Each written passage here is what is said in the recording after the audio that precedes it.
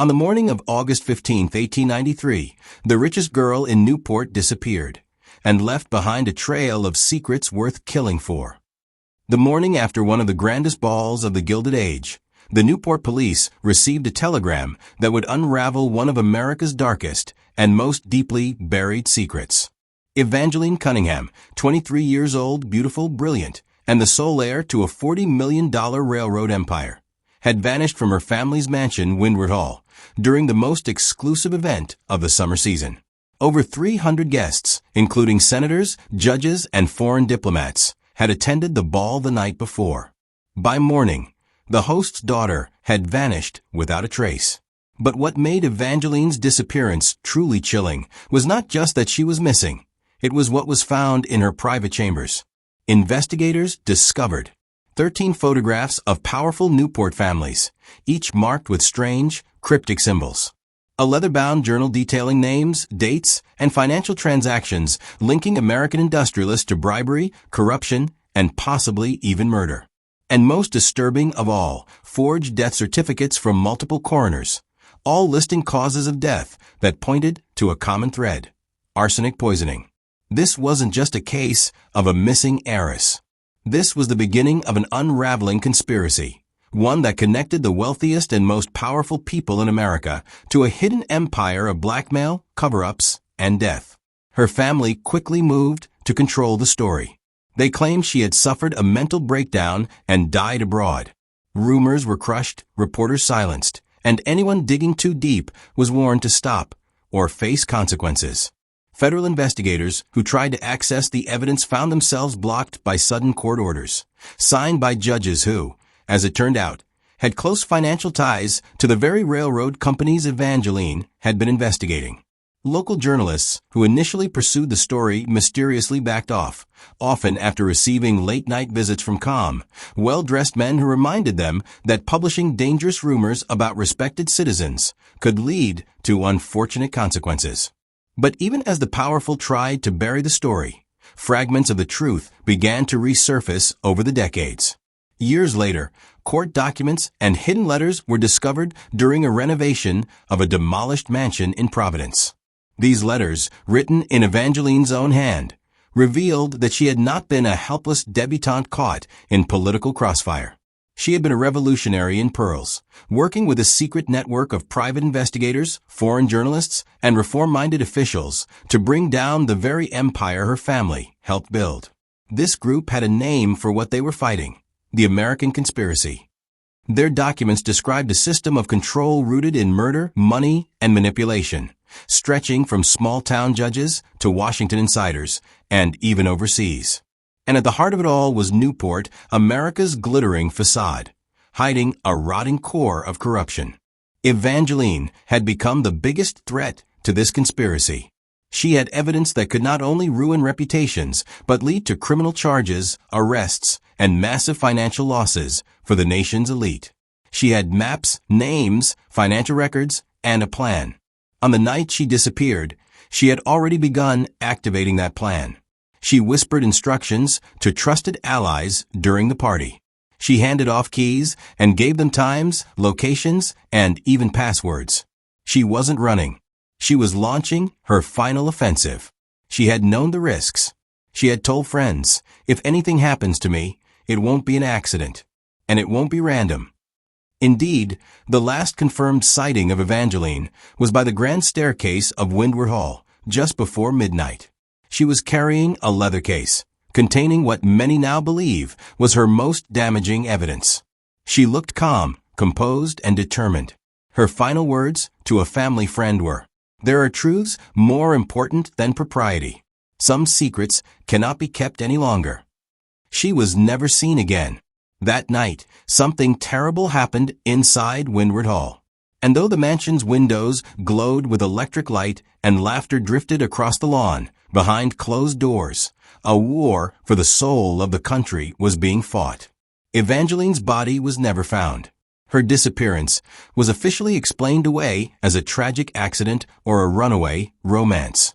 But the evidence she left behind, and the fear it inspired in those who tried to cover it up, tell a different story. A story that would not stay buried. To the world, It was a paradise for America's elite.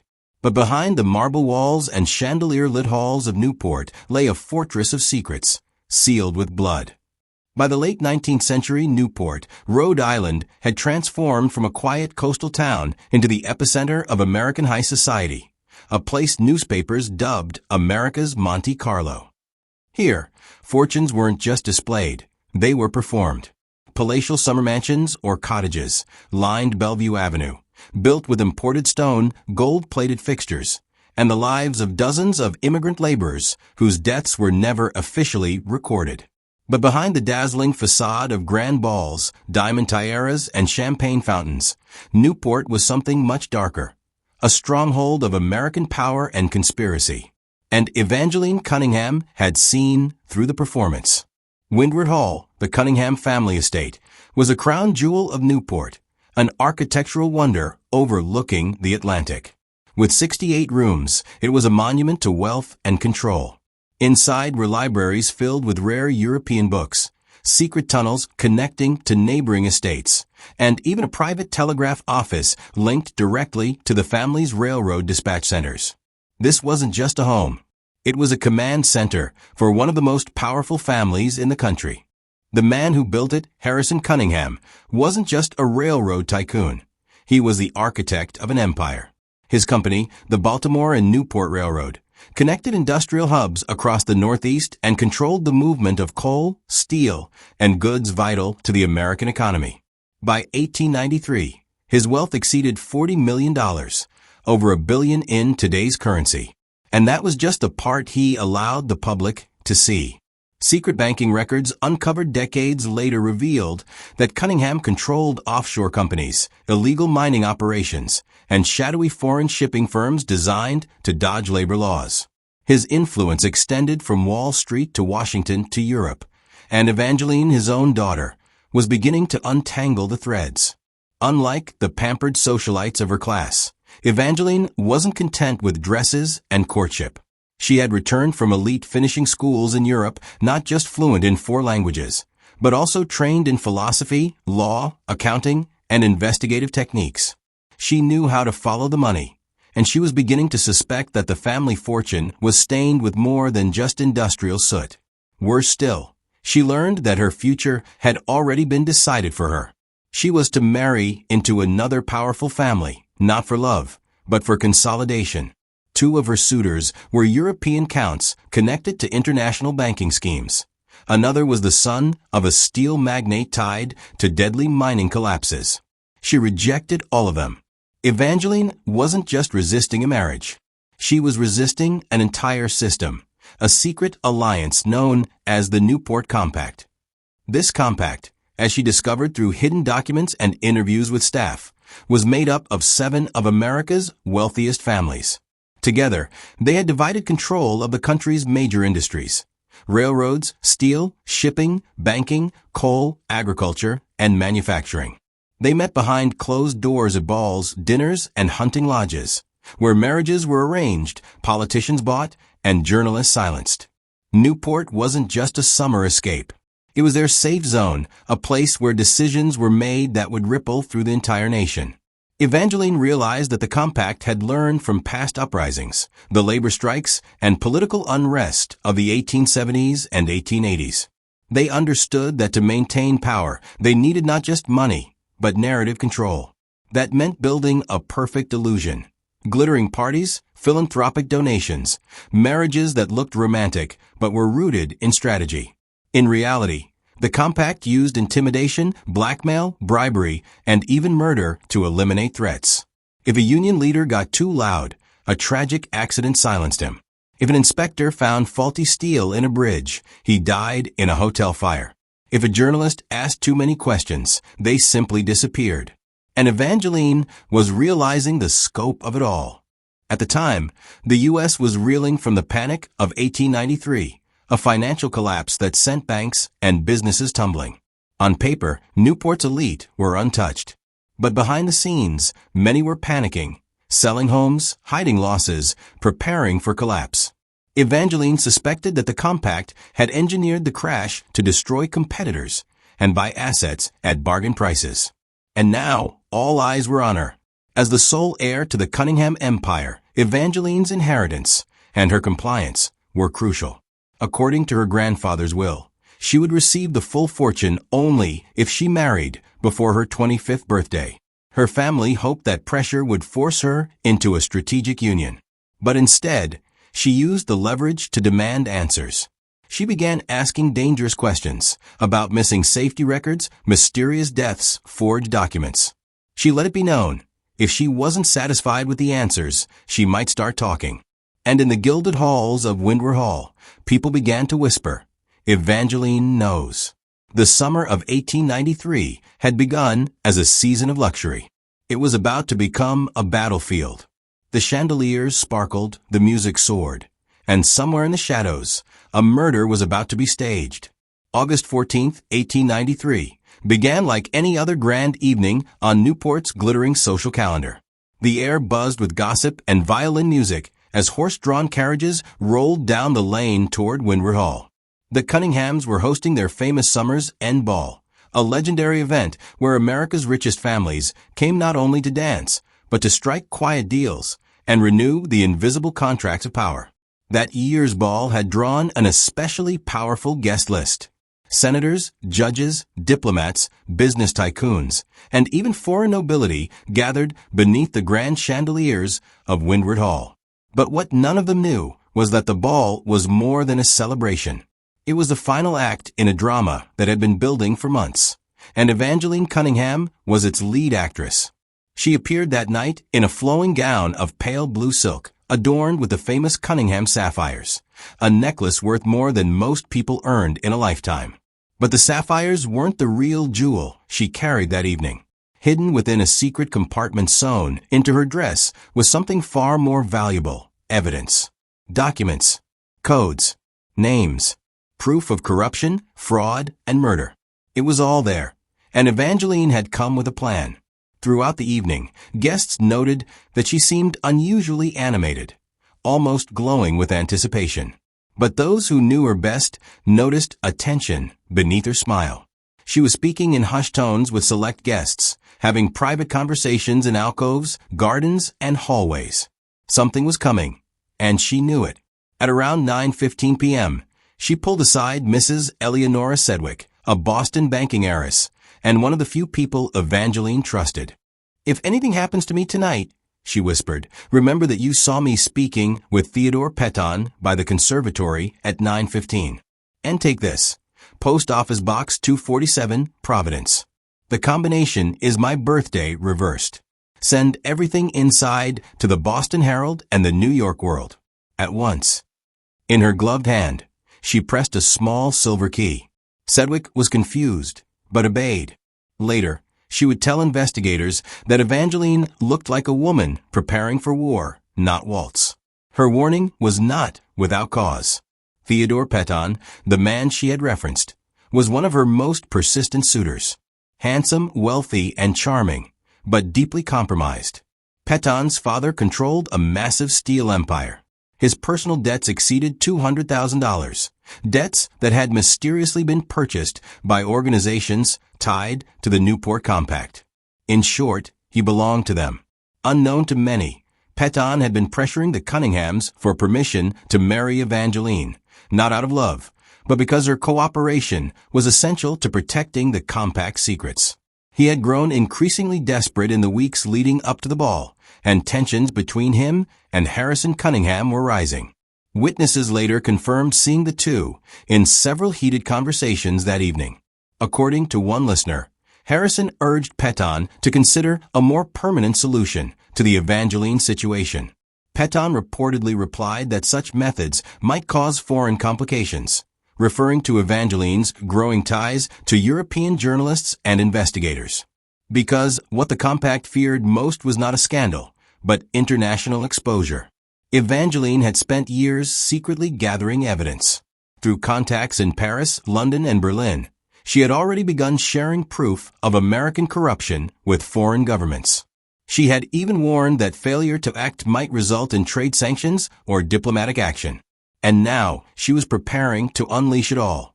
At approximately 10:30 p.m., during the height of the festivities, Evangeline excused herself from the ballroom. She told Count Friedrich von Stauffen, a visiting German banker, that she was going to retrieve historical railroad documents from her chambers to show him. The Count later revealed that this was a prearranged signal, their cue to prepare for a document handoff that would expose the Compact's international crimes. She ascended the grand staircase, her final ascent. At 10:45 p.m., James Wetherbe, the son of a Rhode Island Supreme Court judge, saw her coming back down, carrying a leather case and a bulky canvas bag. She declined his offer to escort her, saying, "There are truths more important than social propriety, James. Some secrets can no longer be kept." He remembered her looking energized, radiant even, but he also sensed a kind of finality, as if she knew she was stepping into danger. And then she disappeared. By 11:45 p.m., her absence was noticed. Servants were sent to her chambers. Her room was in disarray. The window was open. Jewelry, cash, and documents were gone. Her private safe had been accessed, but not broken. Someone knew the combination. And more disturbingly, others had been there after her. Furniture was moved. Hidden compartments searched. Floorboards pried up and replaced. Whoever came next was not looking to protect Evangeline. They were trying to erase her. The cover story was swift. She had eloped with his secret lover and sailed to Europe. But something didn't add up. There was no ship, no goodbye, no trail. Captain William Harrington of the Pinkerton Agency was called in. What he would uncover over the following weeks would not just rewrite the story of Evangeline's disappearance, but redefine the meaning of conspiracy in America. Evangeline's enemies weren't just powerful, they were everywhere. And they were willing to kill to stay invisible. When Evangeline Cunningham vanished from Windsor Hall on August 14, 1893, the world assumed it was a tragedy. Maybe she ran away. Maybe she died by accident. But what few understood at the time, and what Captain William Harrington of the Pinkerton Detective Agency would soon uncover, was that her disappearance was not an isolated event. It was a carefully coordinated execution, planned by some of the most powerful people in America to eliminate a threat that could bring down empires. Captain Harrington, a veteran investigator with 20 years of experience in exposing corporate crime, was hired privately by the Cunningham family. At first, his task was simple: find Evangeline and quietly restore order. But what he discovered in her room turned the case into something far more dangerous. Behind false drawers and inside hollowed-out books, Harrington's team found hidden compartments filled with letters, photographs, and coded notes. These weren't the writings of a distressed heiress. They were the carefully organized files of an undercover investigator. Evangeline had been corresponding with lawyers, journalists, federal agents, and even private detectives from as far away as London and Paris. She had uncovered a conspiracy so vast and so entrenched, it had a name of its own: the Newport Compact. This wasn't just a social club or a network of wealthy families. It was an organized criminal syndicate operating under the cover of high society. 7 families, each controlling a vital sector of the American economy: railroads, coal, steel, banking, agriculture, shipping, and textiles, had joined forces to eliminate threats, rig markets, and dominate national policy. Together, they controlled billions in assets, hundreds of companies, and dozens of senators, judges, and editors. Evangeline had infiltrated their ranks, not as a spy, but as a daughter. She used her access to study contracts, trace shell companies, and decode how bribes were moved through offshore accounts. Her files included forged safety inspection reports for major bridges and railways, bribe ledgers showing payments to government officials, evidence of premeditated sabotage in industrial accidents, transcripts of private meetings, where murders were ordered and covered up. The most horrifying discovery was a document Evangeline had labeled the American Death List. Typed and annotated in her own hand, it contained names, dates, occupations, and causes of death. These were not theoretical targets. They were real people who had died, and whose deaths had been made to look like accidents. A Federal Railway inspector found dead in his hotel room after reporting on faulty tracks. A bridge engineer killed in a mysterious fire days after refusing to sign off on substandard steel. A journalist burned alive in her hotel after submitting articles linking industrial accidents to political corruption. A congressman poisoned during dinner at the Union Club, just before testifying against railway barons. Each death had been ruled accidental, natural, or unfortunate. But Evangeline's notes revealed the truth. These were hits. And the compact didn't operate alone. Evangeline had discovered a shadowy entity known as the Newport Adjustment Bureau, a secretive organization that provided resolution services to high-powered clients. The Bureau offered everything from blackmail cleanup to assassination, disguised as accidents. Their pricing sheet, decoded by Harrington's team, read like a hitman menu. $5,000, intimidation or professional discrediting. $20,000, disappearance with plausible cover story. $50,000, permanent elimination with forged documents and no legal trace. $75,000 plus multi-target operations, including bribery and witness suppression. When Harrington attempted to track down the Bureau's offices in New York, Chicago, and San Francisco, he found only empty rooms and vanished records. Employees had disappeared. Business licenses had been quietly canceled. It was as if the Bureau had never existed, except for the lives it had destroyed. Then came the biggest breakthrough. 3 weeks after Evangeline's disappearance, Harrington noticed a patch of recently disturbed earth in Windward Hall's gardens, near the conservatory where she had last been seen with Theodore Peton. Buried 4 feet down, wrapped in oiled canvas and sealed in wax, was a waterproof metal container.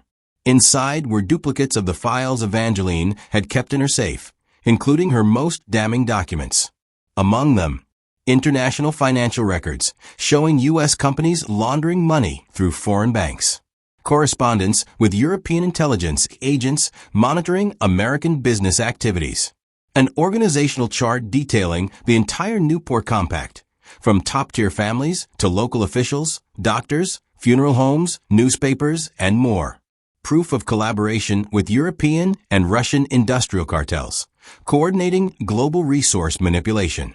At the bottom of the container was something that chilled even Harrington, a death warrant for Evangeline. Signed by Judge Cornelius Wetherb, co-signed by Theodore Peton, and authorized by Heiress Cunningham himself, it ordered a permanent resolution to the EC problem, citing her international connections as a foreign complication. The plan called for her to be drugged, killed, and her body dropped into the sea from a private yacht.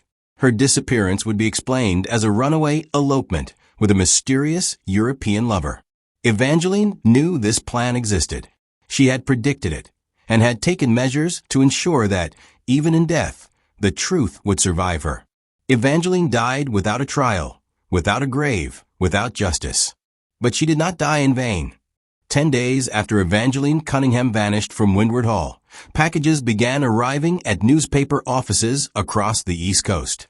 Each contained hundreds of pages of carefully organized documents, ledgers, letters, photographs, maps, and codes, sent anonymously from multiple post offices in New England. The timing was not a coincidence. This was her plan. Evangeline had anticipated her murder. She knew the compact would act if she pushed too far. And so before that final night, she had activated a series of disclosure protocols, procedures designed to release her evidence to the world if she failed to return alive. She had built a fail-safe, and it worked. On August 24, 1893, the New York World, the Boston Herald, and the Philadelphia Inquirer published simultaneous front-page stories detailing the existence of the Newport Compact, complete with evidence Evangeline had collected. Within 48 hours, the U.S. Attorney General was under pressure to launch an investigation. Senators were calling for congressional hearings.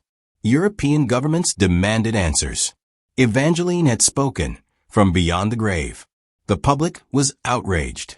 How had this conspiracy operated for so long, so openly, without detection? How had over 40 murders been hidden under the illusion of unfortunate accidents? And how could the nation's most respected families, people with buildings and towns named after them, be part of a criminal empire? But while the system shook, it did not fall. Heiress Cunningham died just 2 weeks after the news broke of what was officially ruled a heart attack.